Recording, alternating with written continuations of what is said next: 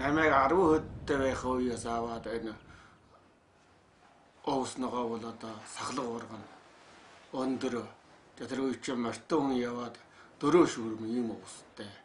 Тэгээ усклээ одоо тунгалаг уур амьсгал маш сайн.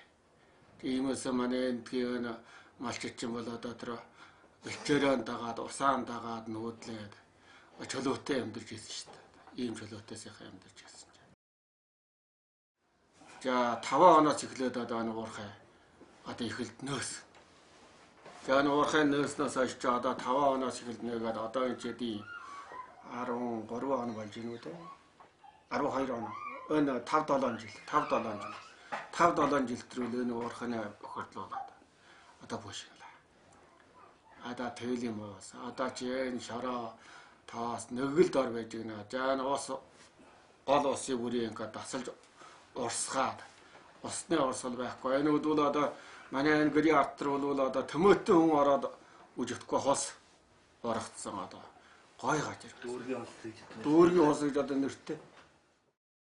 Тэгээд дүүргийн ус одоо бүр байхгүй болоод одоо энэ ямар гажир болж одоо бүр манх. Одоо бүр өлс. Одоо ийм гажир болсон. Энэ чинь сая өдий одоо энэ 10 жилийн доторх хавар.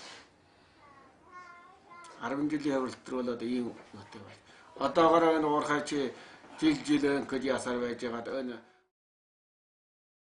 одоо энэ уурханы энэ юу бол одоо орлохын арга байхгүй.